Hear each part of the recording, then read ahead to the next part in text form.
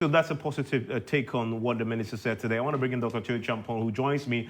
Doc, you're also a political risk analyst. So the biggest threat our economies are faced in an election year is overspending. The minister says today they will live within their means, but boldly, he also saying tonight, and I want to quote this, he says, we are proposing to reduce appropriation to 237.3 billion. And if you do the calculations comparing to what they had gone to Parliament for last year, they're talking about some 21.7 billion. How significant is this?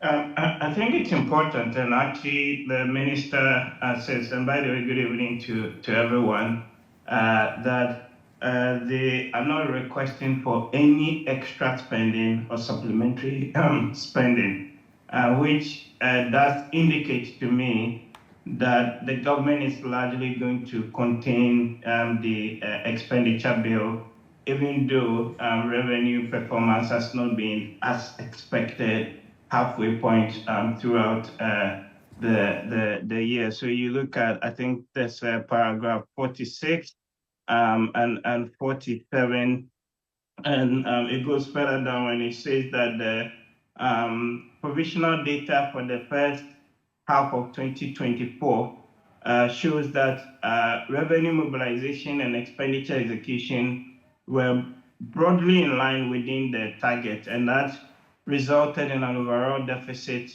of 21 billion. And then there's a few more details further on from there. But there's a clear commitment in this media budget.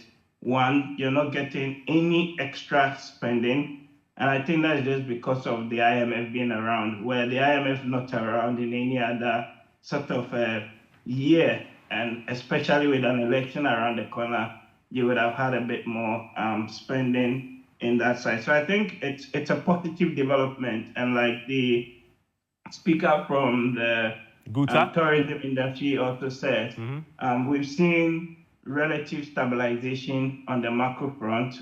So you can take a number of indicators and they all point to the fact that the recovery is being sustained.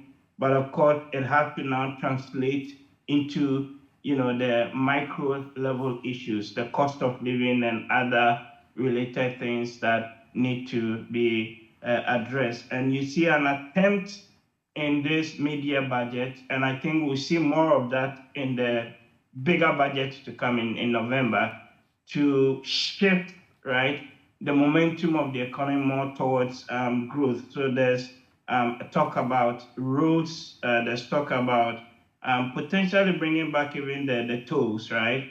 And then there's a big emphasis on housing as well, and a few other things on trying to collect a little bit more revenue. But I think overall, the story for me is one that is relatively positive, and compared to other supplementary budgets or media budgets where the government normally comes to ask for more money, this time around, they're not asking for more money, and spending is within the parameters that had been set.